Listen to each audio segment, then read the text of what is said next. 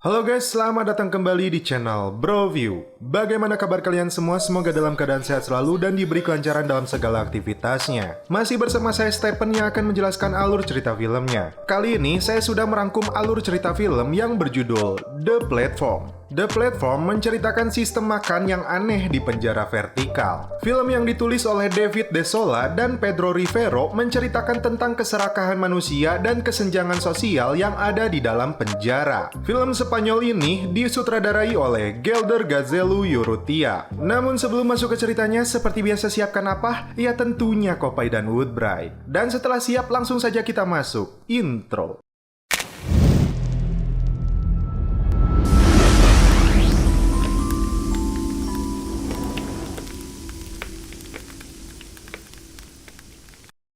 Di awal film, kita melihat seorang pria yang sedang mengawasi pekerjaannya yang sedang menyiapkan berbagai menu makanan untuk para tahanan di penjara ini. Diceritakan, dalam film ini ada 3 jenis status sosial, yang di atas, yang di bawah, dan yang jatuh. Di sebuah sel tahanan, pria yang bernama Goreng ini baru saja bangun dari tidurnya. Dia mempunyai teman satu sel, seorang bapak tua yang bernama Trimagasi. Ya, sama-sama. Goreng dan Trimagasi ditempatkan di sebuah sel di lantai 48. Di tengah-tengah mereka ada sebuah lubang yang berfungsi untuk mengirim makanan untuk mereka dan ratusan tahanan di tingkat yang berbeda. Trimagasi menjelaskan mereka akan makan sisa makanan dari lantai 47 dan seterusnya dari paling atas. Ketika Goreng melihat lubang tersebut, dia tidak melihat ujung dari lantai penjara ini.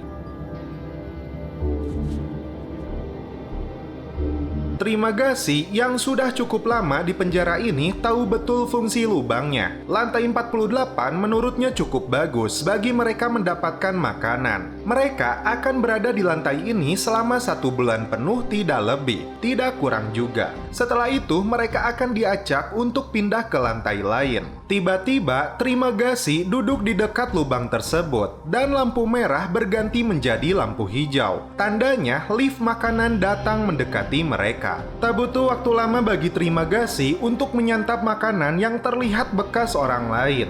Goreng yang terkejut dengan hidangan makanan ini merasa muak dan dia langsung menatap tahanan yang berada di lantai atas. Goreng bahkan menghitung jika setiap sel ada 2 orang tahanan, jadi ini adalah sisa-sisa makanan dari 94 orang di atas mereka. Trimagasi bahkan menemukan botol minuman yang masih utuh. Kemudian Trimagasi mengajak Goreng untuk segera makan, namun Goreng tidak mau melakukannya dan dia hanya mengambil sebuah apel. Ketika lift makanan itu kembali berjalan, Trimagasi melempar botol minuman itu ke bawah dan meludah di sana. Dia beralasan karena tahanan yang di atas pasti berbuat hal yang sama. Tiba-tiba suhu menjadi panas dan terus meningkat. Trimagasi mengatakan itu karena apel yang dia ambil namun tidak dia makan. Bahkan karena hal itu suhu bisa menjadi dingin dan bisa jadi membuat mereka mati membeku. Sesaat sebelum memasuki penjara ini, Goreng mendapat penjelasan bahwa dia tidak bisa keluar dari penjara ini selama waktu yang ditentukan. Dan Goreng memilih sebuah buku yang berjudul Pria yang Cerdik karangan Don Quixote untuk menemaninya selama berada dalam sel. Ternyata Goreng masuk ke penjara ini selama 6 bulan untuk mendapatkan gelar diploma terakreditasi. Tiba-tiba lampu merah menyala seisi ruangan. Ternyata lift makanan tersebut bergerak sangat cepat menuju lantai atas. Di keesokan harinya, terlihat Trimagasi sedang menyantap kembali makanan itu. Dan Goreng kembali tidak mau makan, hingga Trimagasi menjelaskan alasan dia berada di sini. Dia menjelaskan saat berada di rumah, dia sedang menonton iklan dan tertipu dengan produk iklan yang dia jual. Trimagasi kesal dan melempar TV-nya dari lantai atas rumahnya, hingga menimpa seseorang yang sedang melewat menggunakan sepedanya hingga tewas. Dia pun dihukum selama 1 tahun di tempat ini.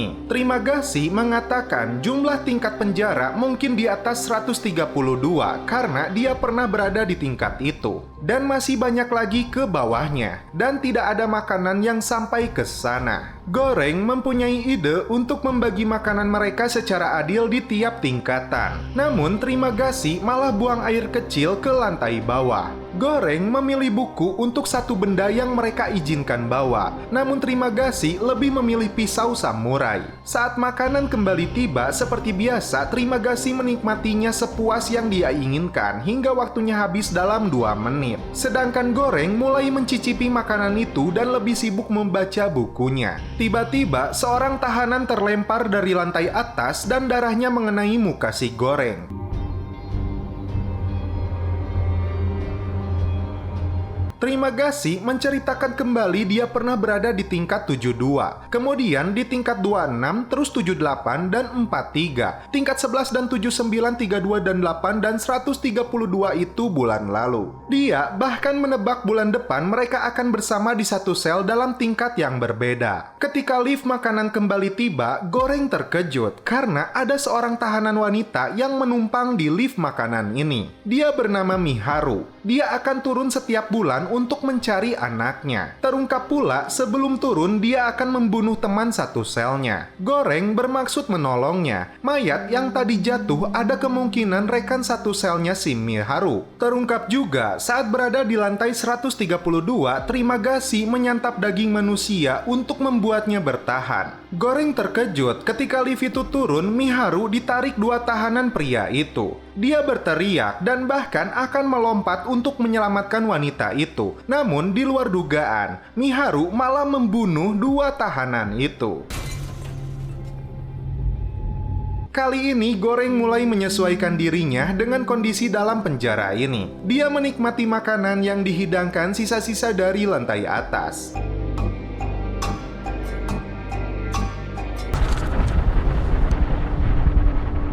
Waktu 1 bulan pun sudah berlalu, dan malam ini gas keluar untuk membuat mereka tidur dan keesokan harinya mereka akan berada di tingkat yang berbeda. Saat Goreng terbangun, tubuhnya sudah terikat, dan ternyata itu perbuatan si Trimagasi. Mereka berada jauh di bawah di lantai 171.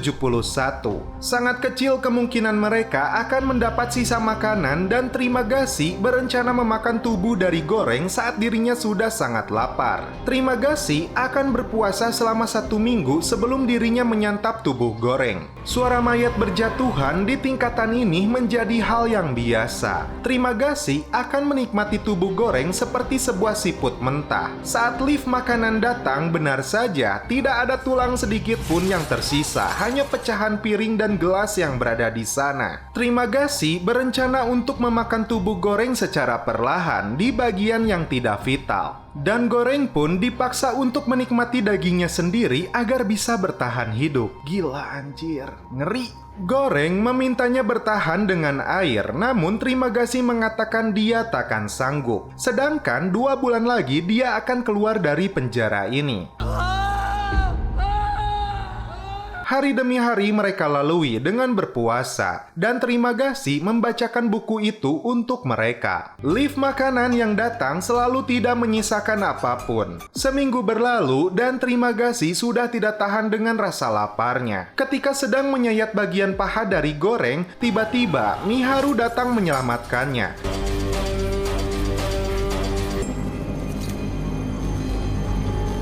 Setelah ikatannya lepas, Goreng mengambil pisau dan mencabik-cabik Trimagasi hingga tewas. Saat terbangun, Goreng melihat Miharu sedang menyantap mayat Trimagasi. Dia bahkan menyuapi Goreng dengan potongan daging itu, namun Goreng tidak sanggup. Dan dia hanya memberinya air, hingga Goreng terbiasa memakan daging manusia. Bukan lagi. Diperlihatkan kembali pria tua itu mengecek kue puding yang dibuat oleh para kokinya. Namun karena ada sedikit kotoran, dia menyalahkan mereka semua. Dibayang-bayangi oleh Trimagasi, Goreng mulai menikmati dagingnya yang sudah dipenuhi bilatung. Sebulan berlalu dan Trimagasi akan terus menghantuinya karena sekarang dia berada dalam tubuhnya. Saat terbangun, Goreng berada di tingkat 33 sel penjara ini. seekor anjing milik teman satu selnya menjilati dia. Wanita ini bernama Imoguiri. Ternyata dia yang menerima Goreng masuk dalam penjara ini. Saat itu dia menanyakan makanan kesukaan Goreng. Rupanya Imoguiri dengan sukarela masuk ke lubang penjara ini. Dan mereka menyebut ini sebagai pusat manajemen mandiri vertikal. Dia mengatakan lubang penjara ini berjumlah 200 tingkat dan makanan tidak akan cukup sampai ke sana. Namun, Imoguiri mengelak karena jika semua tahanan makan sesuai kebutuhan, itu akan cukup sampai tingkat terendah. Dibutuhkan solidaritas semua orang agar mereka semua bertahan hidup dan itu mungkin tujuan Goreng berada di sini. Karena mereka berada di lantai 33, makanan yang datang sangat cukup untuk mereka nikmati. Namun, Imoguiri memilih memisahkan makanan di sana agar tahanan di bawah melakukan hal yang sama dan jatah makannya selama 2 hari sekali. Goreng mengatakan anak kecil bisa mati dengan sistem penjara ini. Namun, dia mengatakan tidak ada anak kecil dalam lubang penjara ini. Saat lift makanan itu turun, dia meminta tahanan di bawah mengikuti contoh yang dia berikan. Namun mereka tidak mau mendengarnya. Hari demi hari, Imoguiri melakukan hal yang sama agar tahanan di bawah sadar. Señores, por favor, coman sus raciones y preparen dos similares. Hingga 15 hari kemudian, Goreng di sini mengancam tahanan di bawah harus mengikuti peraturan dari ucapannya si Imoguiri. Jika tidak, dia akan mengencingi makanan itu setiap harinya. Hingga akhirnya mereka pun sadar dan rencana itu berhasil. Saat lift makanan kembali datang, mereka terkejut karena melihat Miharu berada di sana dengan kondisi kelaparan dan sakit. Tiba-tiba ruangan menjadi sangat dingin dan rupanya anjing itu telah mencuri makanan dan Goreng berusaha mengejarnya dan membuang kembali makanan itu. Di saat malam harinya, rupanya Miharu telah memakan anjing itu. Esoknya, Miharu kembali turun. Menurut Imoguiri, saat Miharu masuk ke sini, dia sendirian ke penjara ini dan tidak membawa anaknya. Dia menjadi gila karena ingin menjadi artis seperti Marilyn Monroe. Terungkap juga, Imoguiri sudah bekerja selama 25 tahun di penjara ini. Dia sudah pasrah, ingin berada di sel ini karena sudah 3 tahun menderita kanker. Terlihat, para koki memasak siput sangat spesial dan hidangan spesial lainnya dimulai dari tingkat 0. Saat makanan itu turun, kerakusan orang mulai terlihat dari atas dan tidak menyisakan apapun untuk mereka yang berada di bawah. Hari itu, Imoguiri tidak mau makan karena ini giliran anjingnya. Sedangkan ini hari terakhir mereka berada di lantai ini. Esok harinya, Goreng terbangun dan harus berada di tingkat 202. Dia terkejut karena Imoguiri telah tewas bunuh diri. Dia dan Trimagasi menghantuinya untuk memakan mayat. Kejiwaan Goreng mulai terganggu. Vida eterna, y yo la resucitaré el día del juicio final. Por ese medio, y yo ganaré. Amén. Lift makanan yang datang tidak menyisakan apapun. Goreng hanya mengambil beling di sana dan mencoba menghitung jumlah lantai sel penjara ini dengan menggores dinding disesuaikan dengan bunyi lift itu. Dia bertahan hidup dengan makan sobekan kertas dari bukunya, meskipun Trimagasi terus menghantuinya. Sebulan berlalu, Goreng kembali naik ke tingkat 6.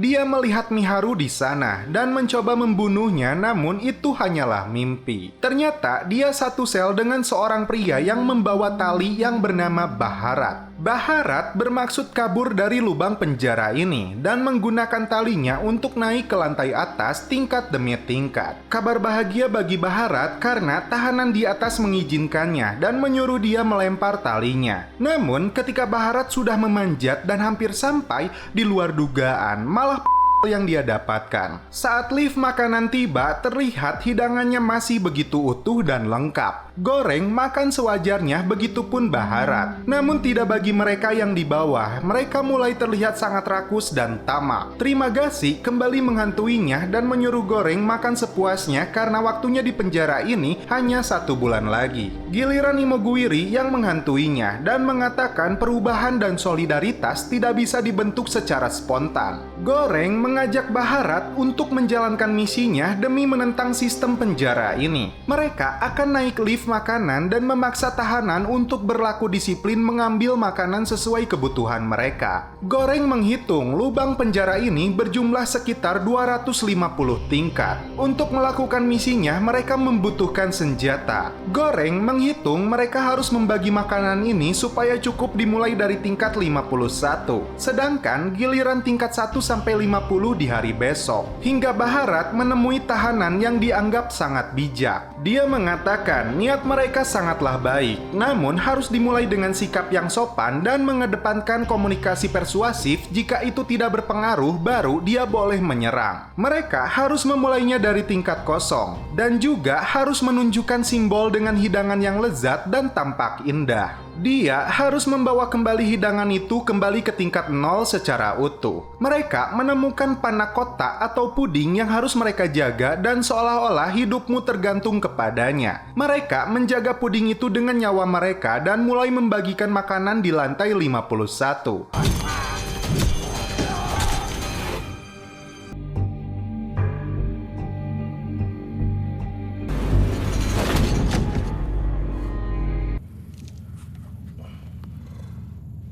Namun mereka terkejut ketika lift semakin turun, mereka menemukan banyak mayat di setiap lantai. Hingga mereka berdua bertemu dengan dua pria yang sedang menghabisi Miharu. Tak tinggal diam, Goreng dan Baharat mencoba melawan mereka.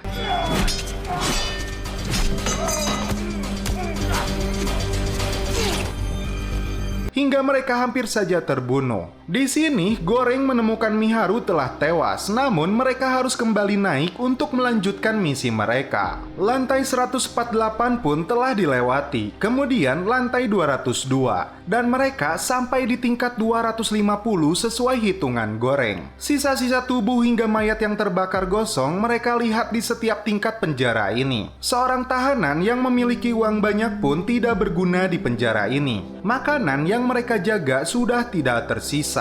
Hanya panna cotta lah yang mereka bawa. Hingga mereka sampai di tingkat paling rendah lubang penjara ini, yaitu 333. Baharat tidak melihat siapapun di sana, namun ternyata Goreng melihat seorang anak yang bersembunyi di bawah ranjang. Saat mereka turun dari lift itu, ternyata lift masih bergerak turun. Namun mereka tidak merasakan panas dan dingin meskipun mereka memegang panna cotta itu. Baharat tidak mau memberikan panna cotta itu karena itu adalah pesan mereka untuk tingkat 0. Karena merasa tidak tega melihat anak kecil yang kelaparan ini, mereka pun memberikannya.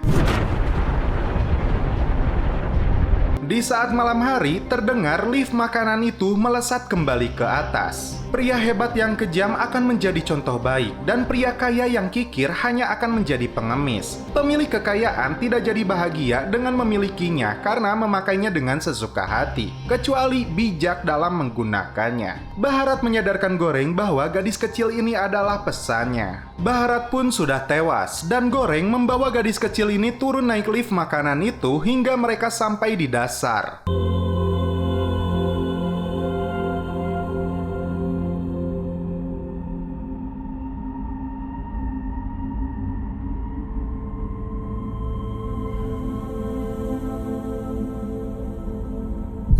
Trimagasi kembali menghantuinya dan mengatakan perjalanannya telah berakhir. Dia turun dari sana dan bergabung dengannya, sedangkan gadis pembawa pesannya ini naik melesat ke atas. Dan setelah itu film pun berakhir.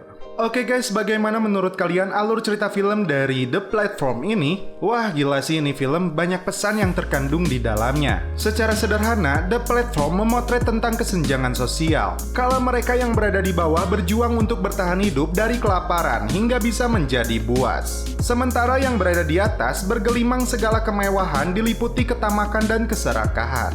Di satu sisi, kisah ini juga coba berbicara tentang kebobrokan suatu sistem hingga munculnya gerakan perlawanan. Perputaran roda kehidupan manusia pun menjadi satu tema khusus tentang bagaimana mereka menghadapi situasi ketika berada di atas, ataupun terpuruk di bawah. Sebagai catatan, film ini memuat konten sadis, kekerasan, serta adegan dewasa. Selain itu, ada baiknya film ini juga tidak ditonton sembari makan. Ingat, jangan ditonton sembari makan. Oke guys, cukup sekian alur cerita film ini. Salam penutup seperti biasa dari kami. Mohon maaf bila ada kata-kata yang kurang berkenan di hati kalian. Mohon dimaafkan ya. Salam perfilman duniawi. Keep enjoy.